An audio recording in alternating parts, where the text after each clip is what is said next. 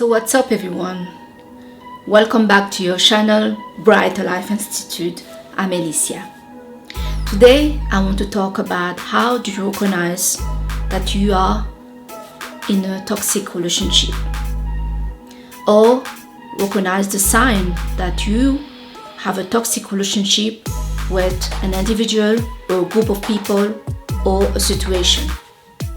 Many people will link toxic relationship to romantic relationship, but that is not correct. You can have a toxic relationship with pretty much anyone that you're in contact with. It could be your mother, your sister, your friends, your colleague, your partner, and maybe sometime yourself. So how do you recognize that you have a toxic relationship with an individual or a group of people? So how do you recognize it? Is you need to put attention on how you feel when you are interacting with certain people and certain events. How certain people can make you feel is a big indicator if this relationship is toxic or not for you.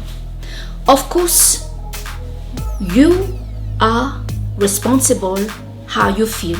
You cannot make another person be responsible about how you feel. You have control of that. But certain people can make us feel better. Certain people can make us feel good, and certain people can make us feel how worse. So we do need to take responsibility how we feel around that person, and to figure out what's the reason behind our uncomfort, why we don't feel good with that person. I have some friends, well, we say friends, some people that constantly contact me to get advice, support, and to talk about whatever is bothering them. It happens a lot, especially with women, but also with guys. They bombard you with their needs, their concern. But as soon that you also go to them for some support, some advice, or some help, well, you get zero from the same people that day in and day out bombard you of text message, emails, visits, and phone calls of their needs. That could be considered as well as a toxic relationship, because here we have the classic example of what is a one-sided relationship is. Your need doesn't exist, and the person is only, using you a bit like, I don't know, a toilet to just bombard you of what's wrong with them. And some of those people never share good news with you. They only share negative news with you, like a toilet. And if you share positive news about you to them, they also don't clap their hand and don't feel good.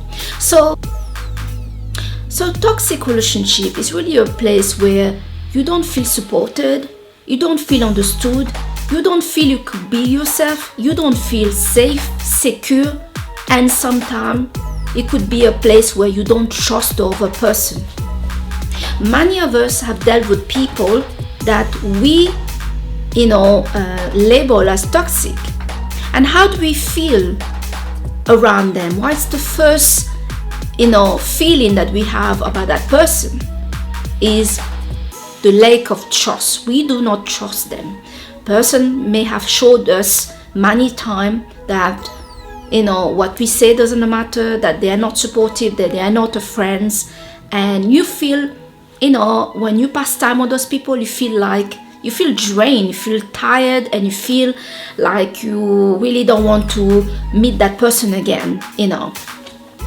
So checking out how you feel in your body with those people is really important.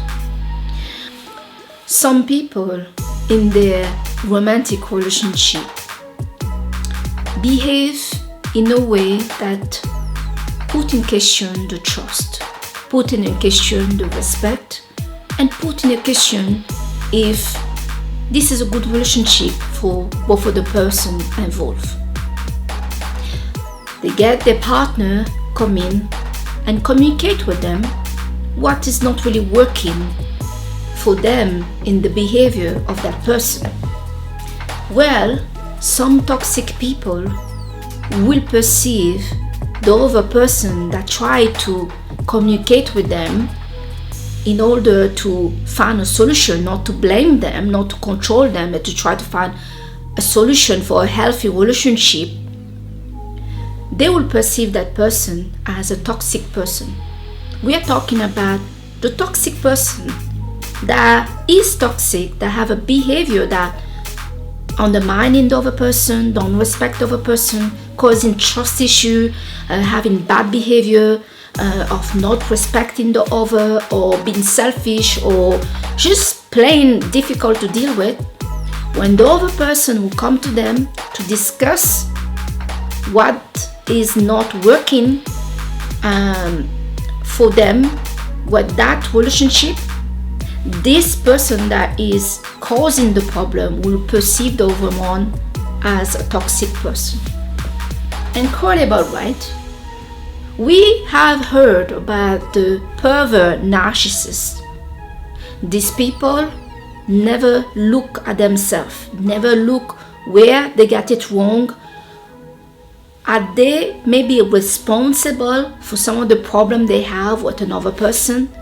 Most often, these people, and not just these people, some people don't look the accountability and their part in the problem. They only will see the other person that may be tired and have enough of the behavior of this one to be a toxic person.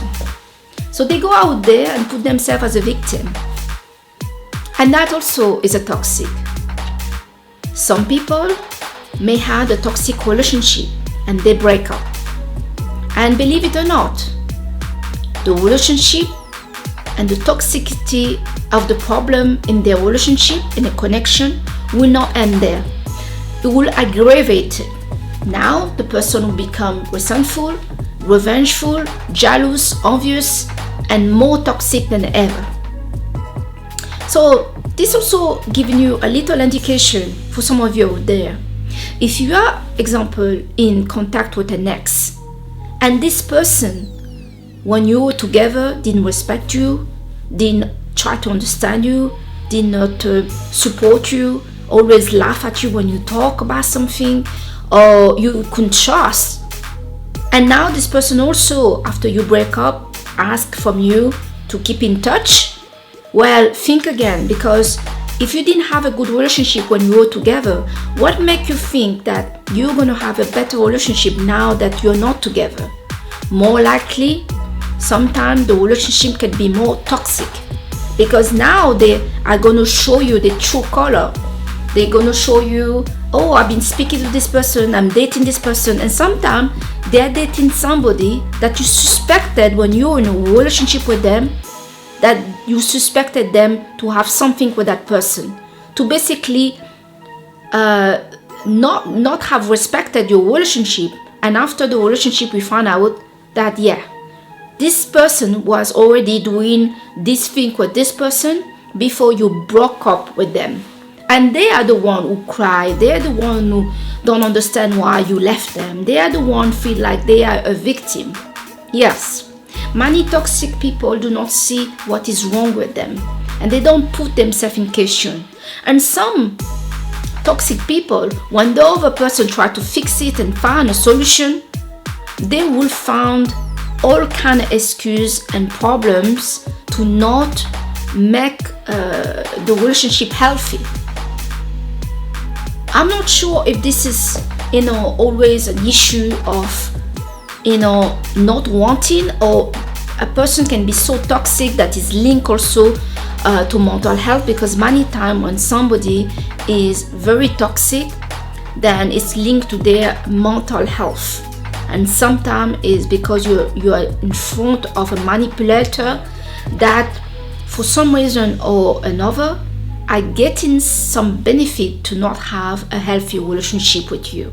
So you're never can feel in control. You never can feel good about yourself. Maybe sometimes it's because they are scared that you become better, that you are already, and you're going to leave them.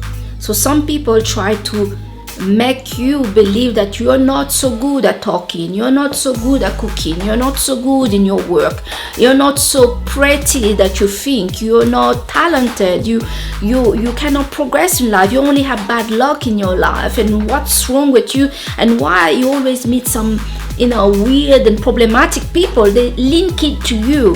That is a way to put you down, in a way to control you, in a way to do a passive aggressive move on you. You need to watch that. Toxic people, no matter the category, no matter the attachment style, from the moment you don't feel good with those people, you need to wonder why you don't feel good with this person. Most often, your instinct of protection inside yourself feel you just don't elevate. This person is crushing you down, and they are enjoying it to see you depressed. They are enjoying it to see that you don't feel good with them. They feed from that. So my advice for people out there that have start to notice who they have a toxic relationship with, no matter who that person is, that is family, parents, colleague, or whatever, to start to distance yourself. You do not have to interact with that person. If that person don't make you feel good, well, you have the power to cut them off from your life and either stay by yourself and work on yourself, maybe because there's something that you need to fix with yourself before you can go back and interact with this person, or maybe there's really something very negative about this person. Some people can on purpose become unsupportive, on purpose making negative comment about you and whatever you want to do and whatever you are trying to do, so then you feel bad about yourself. And they're taking pleasure about that. Some people are very conscious of it, and some people are not. I know that I start to be conscious of some people connection with me, and many people, even than I don't understand what is exactly the problem, can be jealous of you, can be some kind of competition with you, but they say that they are your friends. No, people that are your friend are not trying to compete against you, against whatever it is. People like that, they don't have your best interest, and you better stay by yourself and work on yourself than trying to pass your time with somebody that make you not feeling good with yourself.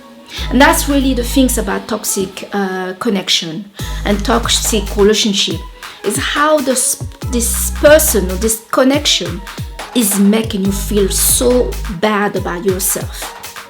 And like I say, you're always responsible how you feel. But there is a point where when you notice that the behavior of somebody is not that good for you, and you try to talk with that person to find a better place that you feel better with yourself, with them, and they continue causing problem, they refuse to talk about the problem, then they are the problem. Because people that want to be in your life want to contribute in and add in value to your life. They want you to feel good with them. They want you to feel happy. They want the same that you want with them.